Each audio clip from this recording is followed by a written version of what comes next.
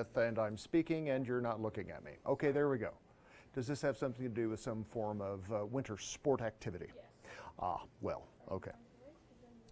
Yes. She's good. I'll be here, See, that's what counts. but then I won't be here afternoon. Okay, well, bye. But you know what? This is the morning class. This is what really counts, right? Hello? Yeah. All right, we're going to get started here, guys. I think that's Dubai. I think. Isn't that right? That one, yeah, it's either China, Los Angeles, Dubai. Los Angeles, well, LA is the airport. Metro's like super high. LA is the airport, which is really kind of cool. And one of the reasons that I'm pretty sure that that's the Los Angeles International is because they paint their taxiways, like the infield portion, not the taxiways, but like the infield, they paint them green just to kind of make it sort of look like grass, but it's not, it's painted. So, yeah. That's a great house. Yeah, well, it's very, Oh, Hong Kong and New York. very ecological. Hong Kong, I think, is the one at night over the water, kind of going into that. Well, they tried. Oh, that might be. I think. Oh, the tower. See, I think this is Dubai. The tower. Well, yeah, definitely. Yeah, It's right yeah, there, yeah. I think that's Dubai. All right.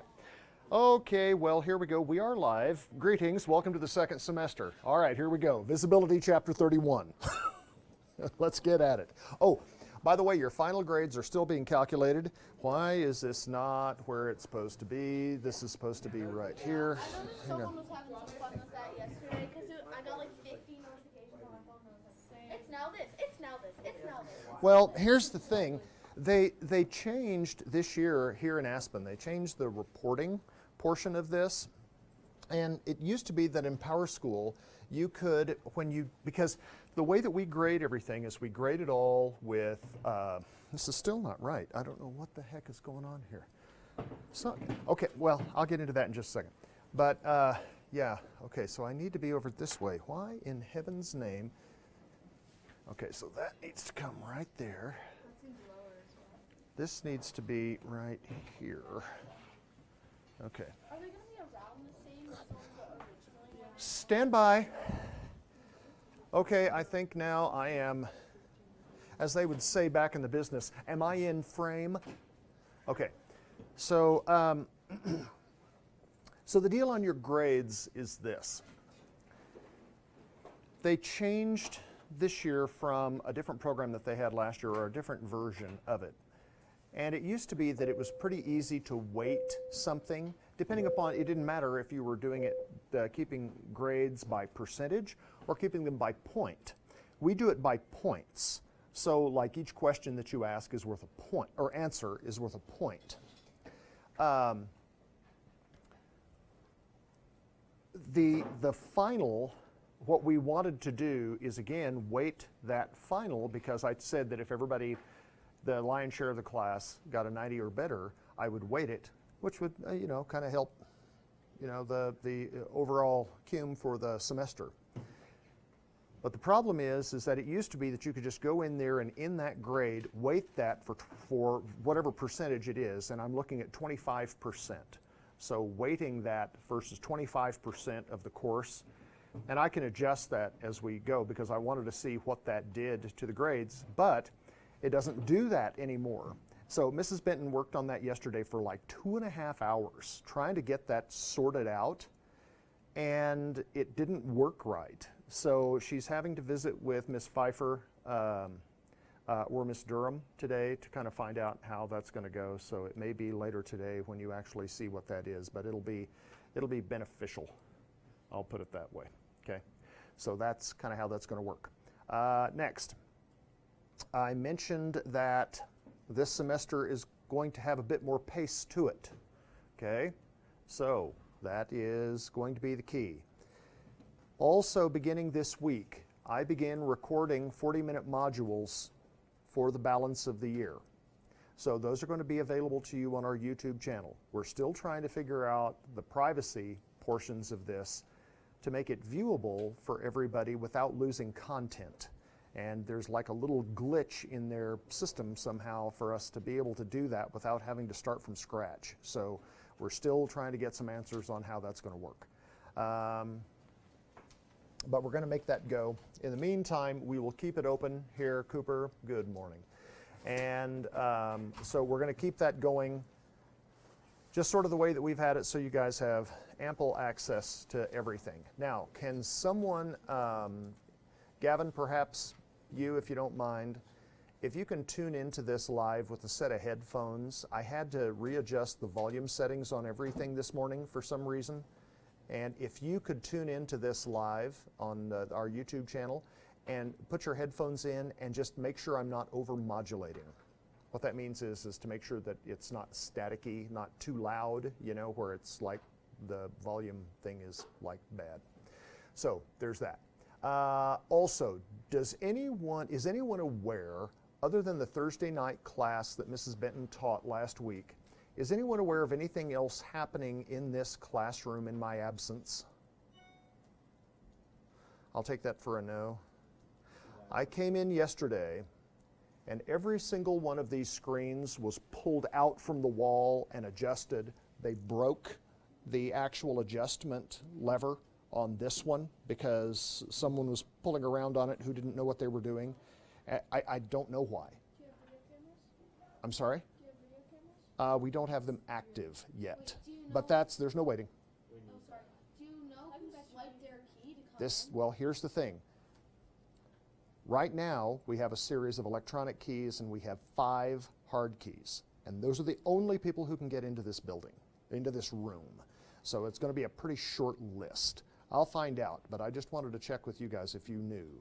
I mean, everything in here. And you can see that I had to cobble this up here to hold this screen level because otherwise it flops over onto the other side. So it's just aggravating because then, you know, you have to go back in and fix all this stuff. It's, you know, electrons move around in here in strange ways anyway, but it's just kind of frustrating when you come in here thinking that you're going to be able to do one thing and then you have to spend time doing yet another.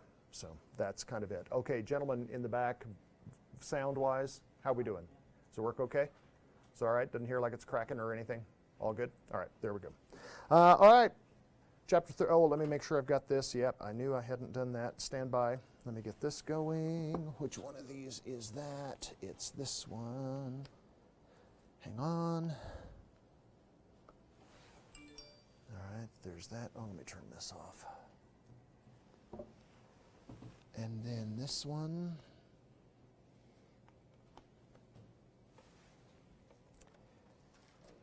Okay, all right, here we go. Visibility. Somebody, just for the sake of Orville and Wilbur. Okay, we're on chapter 31 here, people. Okay, so why isn't that on? Stand by. All right, that should be it there. Boom. All right. Somebody tell me what in the name of Orville and Wilbur visibility has to do with anything. You can see. Ah! The gift of sight. Okay, so we know that in a lot of cases, when we're flying airplanes, we got to be able to see stuff, right? Well, they break stuff out here, visibility-wise, in a couple of different ways. So you have kind of a horizontal distance that you can see, and then you have a vertical distance that you can see. You also have a slant range distance that you can see. So it's like what's in front of you, what's directly below you, and what is somewhere in front of you at some form of an angle headed toward the ground. So that's kind of the breakdown of what it is that we're sort of looking for here. So we're going to talk about the different types of visibilities, and then we're going to talk about some of the reasons why there may be visibility issues with some of this stuff when we're flying. Some of this stuff pertains to VFR flight, visual flight rules, and some of this will pertain to instrument flight rules. And so this is sort of where the integration here of the visual and the instrument all come to bear. So you will be reading this. Today we'll be going through chapter 31 and getting into chapter 32. So as the illustration here on figure 31-1 indicates here is that you may have great visibility on top. You may be able to see the runway below you, yet when you are maneuvering to make a landing and you are beginning an approach, you may not be able to see the runway at all. So just understand that from a visual flight rule standpoint, that is a big no-no.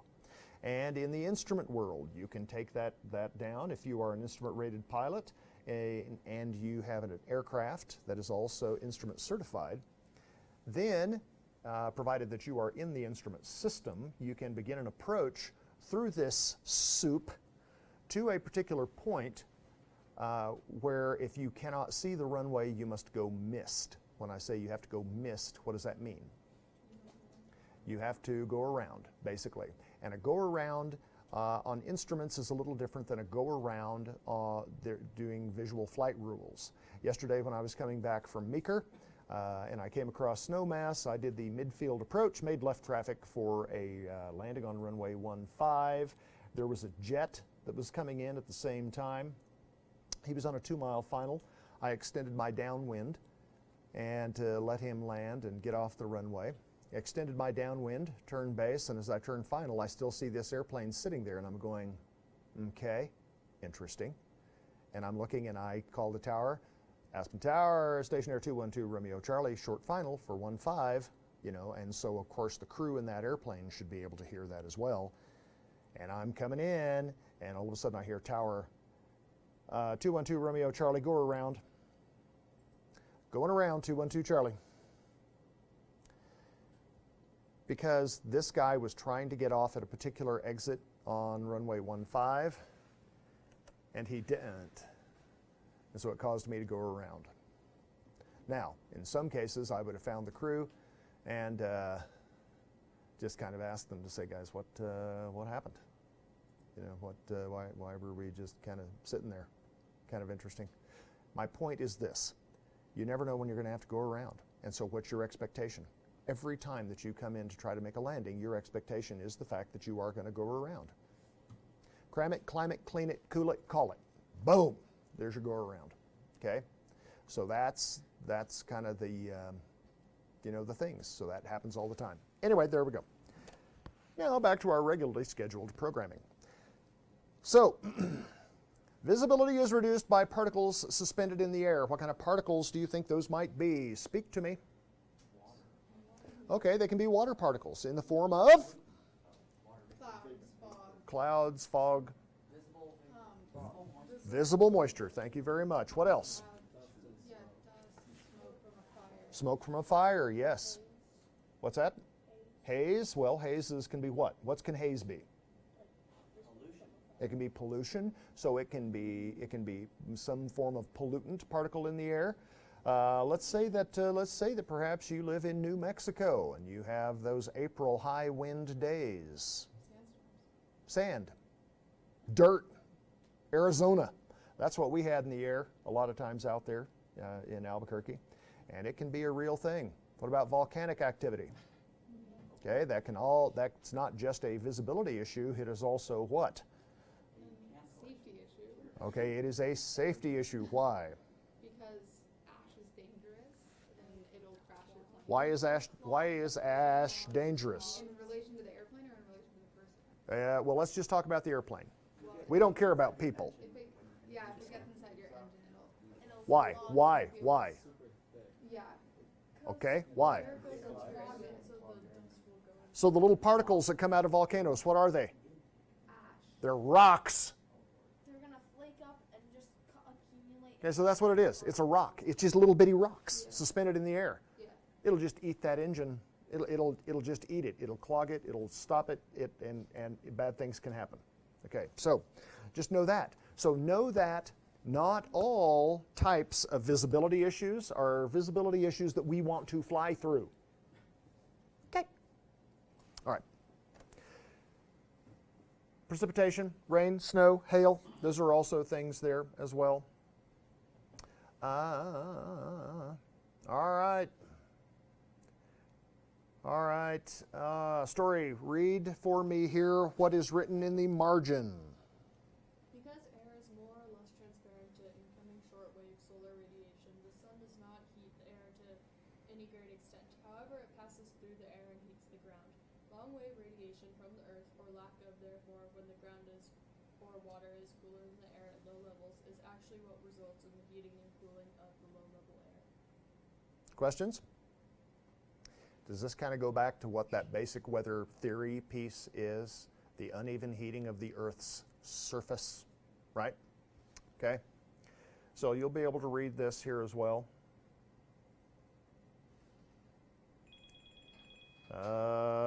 Okay, I thought I had that off. I did not. Wow.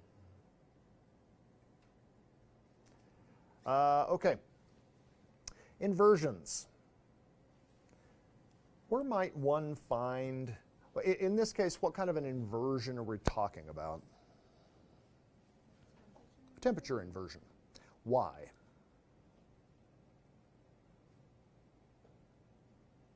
Well, okay. So Let me ask you this. What's supposed to happen as your altitude increases to the temperature of the air? The temperature is supposed to go down. But in some cases, you have an inversion where the actual temperature may go up. Okay? Kylie? Maybe is it if a cold front jams underneath a warm front? Is it like the Possibly, but let's take a look at the picture and let's see if we can talk about this here. Story. Is it like the pollution from the factories heating up the air? It can be a combination of possible pollutants with things, but it can also be some other particles there that may not necessarily be considered pollutants. Pollutants we sort of consider somewhat toxic, but there can be some other elements there that create issues that are not necessarily toxic, but do have an effect of just localized trapping of that air, so that your temperature would actually increase to a point. yeah, and then like a wind shear. And then as you climb through that point, then it is very, very real, the possibility of you having a dramatic change in wind direction. Kylie. Could it also happen where it could be colder down lower if there's like clouds, and then when you get up above the clouds, and then there's like sometimes when you're flying, it's like really dark and stormy down low, and then you get up higher and it's really sunny. Would that make it warmer there? Well, let's go back. Let's go back to that paragraph that we just talked about. Those long wave light rays, the book just said they don't heat the air, do they? Okay. So there are times that air mass can be trapped closer to the ground, okay? But usually that happens by some mechanical means, and that's like with factories, things like that, cities. You guys are far too young to remember the days back in Denver when Denver was just famous for the bowl, and it basically just kind of the mud bowl. It was sort of like the LA basin back in the day, you know, before we had all of the different type of anti-pollutant devices on cars with catalytic converters and things that trapped the pollutants coming out of cars, because it would just look like when you were making your approach into LA, it was just like making it into a mud hole, you know. Denver was just a smaller version of that. But Denver kind of sits in a little bit of a bowl, and it's not uncommon still to get these temperature inversions there in Denver. Because in some cases you have these winds that kind of come up over the mountains to the west of Denver, and as they blow east, they kind of blow over it, and so it will trap this layer underneath. So that's kind of what it is. So when you look at this, the big thing here is just to kind of remember that regardless of the cause of this, in most cases, in the layer of the inversion itself, closer to the ground, you will have probably more stable flying conditions, but reduced visibility. But when you clear that, you'll have greater visibility, but possibly less stable air above it.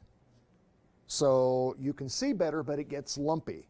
And underneath it, the ride may be better for you, but you may not be able to see as well. Capiche? You can read this. Condensation, what's condensation? What is that? When like starts to like move together. It's like clouds. Oh, it's like when you take a shower. I'm hearing 18 different answers. When you take a shower and then the water condenses on the mirror, that's So you condensation. have like a little dust particle, so it's like a cloud condensation nuclei, and then droplets keep accumulating on that like, dust particle, and then once it gets large enough, you have a cloud, which is visible moisture, and then once it gets saturated, it starts to fall into precipitation. Tyler is wise. So you always have these little things out there that moisture will tend to kind of form on. And a lot of them are these little unseen little particles that may be out there.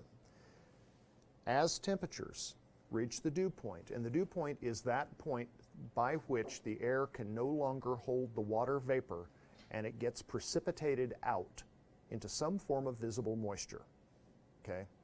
So that's kind of what happens there. What is fog? What's the difference between fog and a cloud? Fog is darker and lower and like It doesn't like fully fill up. It's kind of everywhere. It's lower towards the ground, and it's not a. It's like a stratus cloud. The difference is the location. Towards the Fog is a cloud on the ground.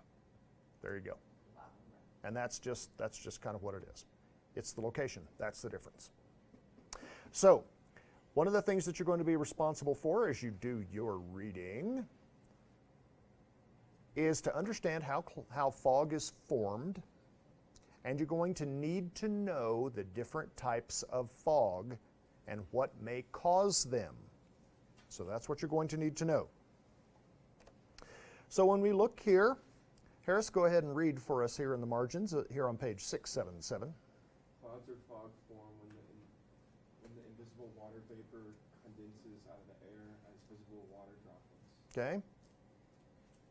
Anything new there? Nope. All right. So fog. Why is fog a concern to pilots? It causes low severely visibility. restricts vision near the ground. Okay. Well, why is that a deal? If it restricts the visibility near the ground. Landing and taking off. Isn't there also it like distorts your view of like distance as well? Like even if you can Haze see does. Oh, never mind. Cooper is wise. Okay. So with this fog, the big deal here is that, you know, at 5,000 feet AGL, it may be just a gorgeous day. Everything is great. Well, this is going to be awesome. Then you get to your airport. Where is it? I don't know where my airport is. Because you may have a low layer of fog. You suppose this is something you might want to kind of get figured out here before you launch? Yes. Because if you are flying into areas that are prone to morning fog, that's something that you're going to want to know.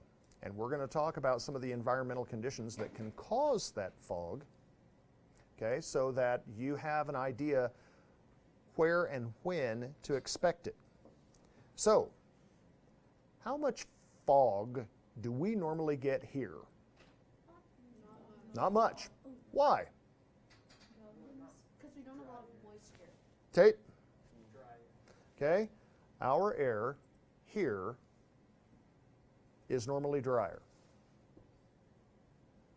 Low-lying areas, as you get closer to sea level, farming communities, places like that, okay, low-lying areas there that have higher humidity, they can be areas where you might expect that morning fog. So if you look at this, Cooper, if you would, read the 4 bullet points here under fog, and this is one of the things, and the preface to this is the condensation process that causes fog is usually associated with cooling of the air either by... An underlying cold ground or water surface, the interaction Stop. Read the parentheses. causing radiation or advection. Advection fog. So here's 2 different types of fogs that they have mentioned to you. Okay, advection. Okay. The interaction of 2 air masses causing frontal fog. Okay. The It's called adiabatic. Adiabatic. Uh-huh. Cooling of a moist air mass moving up a slope. Okay. Upslope. This is kind of the thing that we'll see here more so in our part of the world. So for instance, if you see, as you kind of look up from a valley and you see this little what looks like a cloud layer kind of moving up that slope right there, part of that is that orographic lift of that air moving up here into that area, causing that little cloud fog, a little bank of fog at a particular level on a slope. Continue. Very cold or overlying a warm water surface. What kind of fog? Causing steam fog. Steam fog. And I will say this, of all the different types of fogs that can create the biggest hazard to aircraft, it is steam fog. More on that later. Okay? Now, we have not talked about METARs and we have not talked about weather reports. But we do know that when we listened to the ATIS the other day from Aspen, and it gave us, in addition to all of the weather conditions that we might expect, it also gave us temperature and dew point. Temperature and dew point. When we as pilots hear a temperature dew point where we have a spread of about 3 degrees Celsius, what do you think we might expect as pilots? Weather. Reduced visibility. Reduced visibility. Why? Because it means that the temperature is really close to dew point. Okay, and when it reaches dew point, what happens? Rain. Okay, so we have some kind of a visibility thing. So that can be fog, it can be a cloud, it can be rain, it can be whatever. Some type of visible moisture. Okay? Radiation fog. All right, Tate, read this for us here first. That first 2 sentences here under radiation fog. Radiation fog forms when air is cooled to below its dew point temperature by losing heat energy as a result of radiation. Conditions suitable for the formation of radiation fog are Gavin, read the 3 bullet points.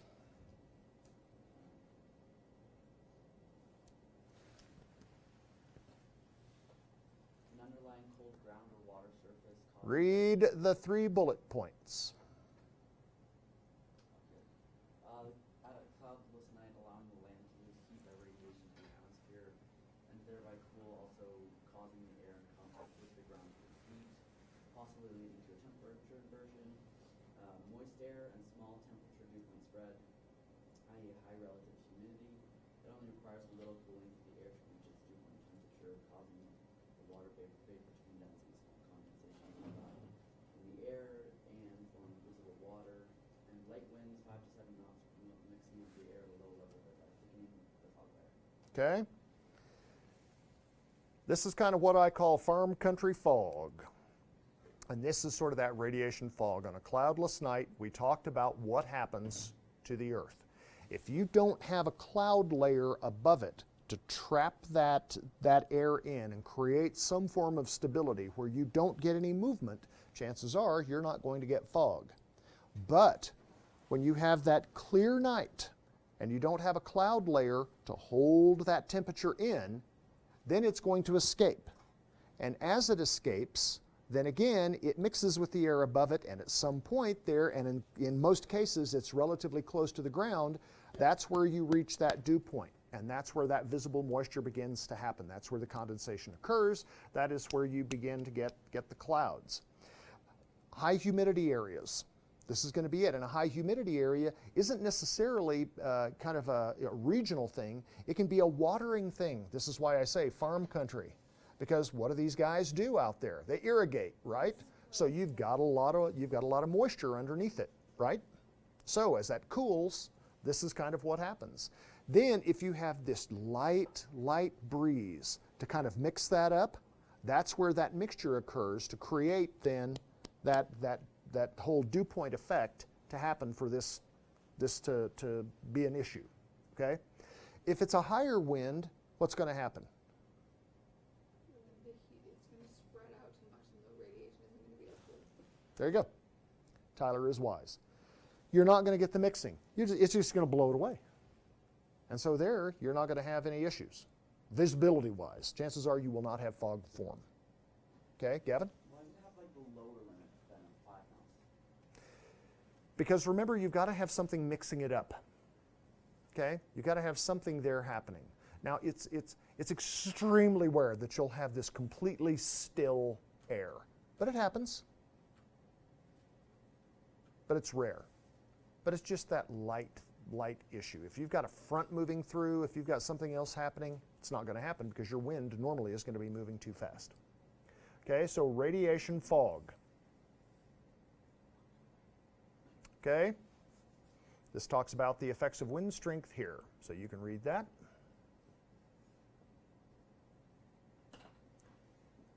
Okay. That haze thing that Cooper mentioned earlier, that's under the note piece here. You guys can read that. Okay, advection fog. So advection, so we have, first of all, we have radiation fog. Now we have advection fog. Remember we talked about convection? This is advection. Okay, Steph, read for us, please. A warm, moist air mass flowing as wind across a significantly colder surface will be cooled from below. If its temperature is reduced to the dew point temperature in the fog, then fog will form. Since the term advection means the horizontal flow of air, fog formed in this manner is known as advection fog and can occur quite suddenly, day or night, if the right conditions exist, and can be more persistent than radiation fog. Convection goes what direction? Advection, horizontal. Go ahead, Tyler. Isn't advection also like a way of heat exchange? Like convection versus radiation, like it can go through the air versus direct contact. Ask me that question again. Like isn't advection a type of heat exchange in the air? The exchange happens, but it's a different type of a heat exchange because it's like, I don't want to say it's created mechanically. Let me think about that. Okay. It's a good question. Okay. So, if we look at this and we think about you have an air mass that's going to be warmer pushed across a surface that's cooler. Imagine the areas where that might happen. How about this?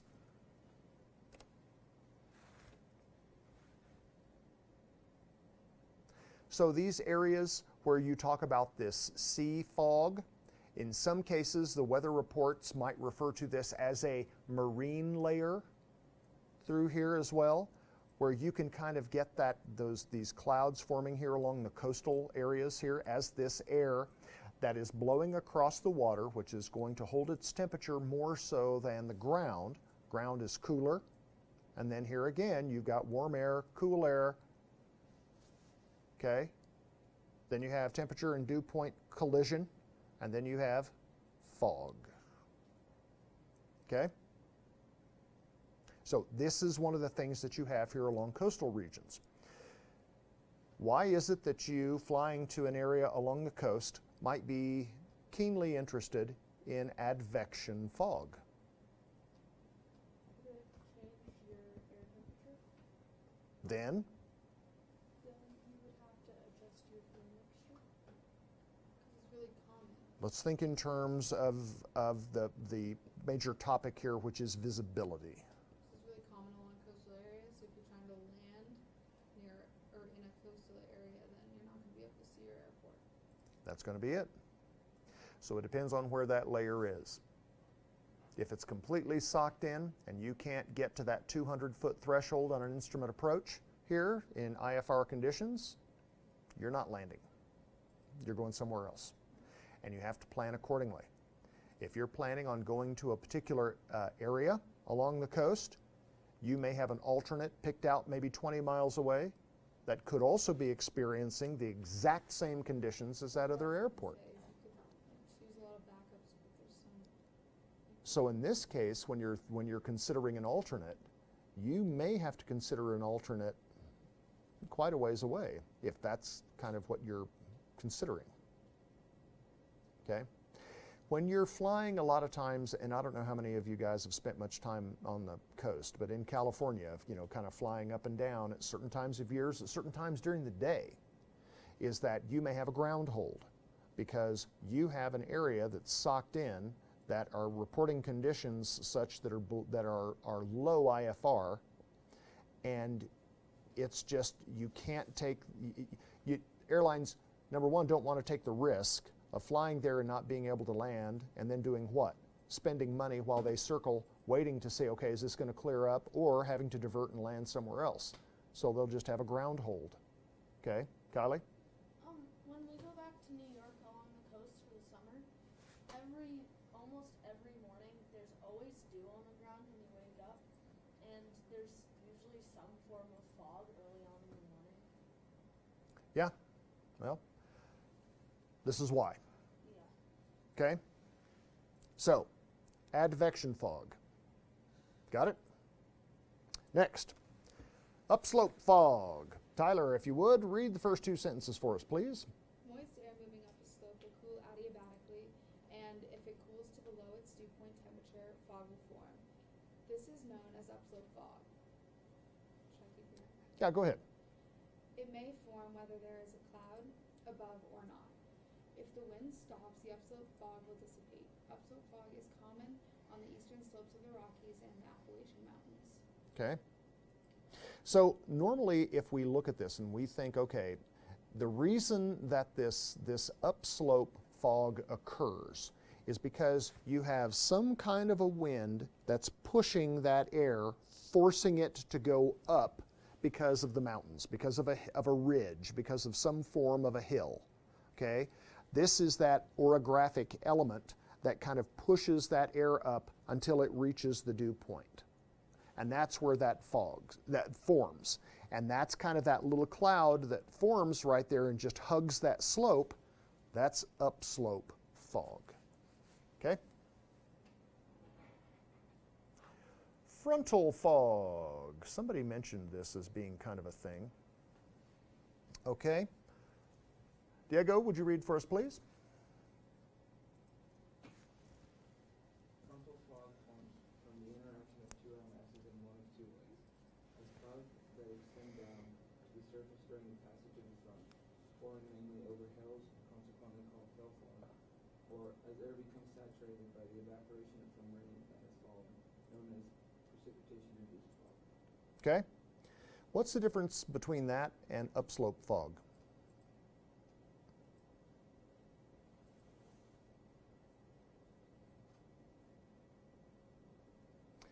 What's missing here in this description? What causes that upslope fog? Thank you. That little breeze that comes in from below. How does a frontal fog form? It can come from above. Okay? That is that thing where that cloud layer can kind of form up here, but then it reduces. So you have, because as those two temperature masses meet, and as they mix, and that warmer moist air is cooled to its dew point, that layer can get lower and lower and lower. And it can form here kind of on more of the tops of those mountains or on the lee side of those mountains. You know what I mean by the lee side? Okay, so if you look at this illustration 31.7, on the left side of that image, that is the windward side. Okay, that's the windward side. And down on the right side of that picture, down in that little plains area down below that slope, that is the lee side. So this is kind of where you see this kind of happens here on this frontal fog. Okay? Yes, dear? That happens on pyramid all the time. Yep, exactly. This morning or something. Okay? Exactly. So those two things that are just mentioned, we don't see a lot of advection fog. We don't see a lot of radiation fog. But we do see these two types of fog. Okay? Steam fog. Easy, if you would. Read me the first couple sentences, if you would, sir. Steam fog can form when cool air blows over a warm, moist surface of a warm sea or wet land, cooling the water vapor rising from the moist surface to below its dew point temperature and thereby causing fog. Right. Steam fog over polar oceans is sometimes called Arctic sea smoke. It forms in air more than 10 Celsius cooler than water and can be thick and widespread, causing serious visible problems for ships. Excellent. Thank you, sir. So when we look at this and we look at steam fog, why is it, do you suppose, I mentioned earlier that with regards to aviation, this can be the most hazardous? Because here it's not just about visibility, is it? What else is it about?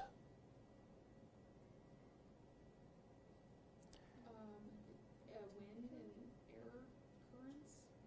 No? It's rising. Temperature? Light turbulence and a risk of icing can be present in steam fog. Icing. The turbulence is one thing, but it's the icing, the airframe icing that can occur when flying through steam fog or the dreaded Arctic Sea smoke. It also doesn't stop, does it? Like it's not going to clear like the other ones because it would constantly be rising. There has to be a pretty dramatic change in that temperature of that. Well, let me think about this. I guess It sort of depends, yeah, because if you've got that system, that air mass that's sort of moving through, if things are somewhat stable and it just kind of hangs around, then that can be a thing. I don't know how many of you guys have ever seen these pictures of some of these ships, like these tankers and these transport ships that come out of these areas, come out of these areas of this steam fog. And you know how sometimes our trees out here in our part of the world are just these magical white, just awesome looking trees because we've had this little area of like icing on them or whatever. And you see this huge boat coming out of this stuff completely white and completely frozen over. Everything on there freezes. So can you imagine being in an airplane going through that exact same phenomenon? I, for one, cannot, because I refuse to. That would just be all kind of bad, okay? So, steam fog, yes, dear? how, like vertically, what is the height that it ranges from? Can you fly over it? Yes. Okay. Yeah, in most cases you can. I don't know that I have seen anything here with steam fog that talks about how high up it can go. I suppose it depends on the air mass itself, but normally I wouldn't imagine that it would be more than a couple thousand feet AGL, Okay. or in this case MSL.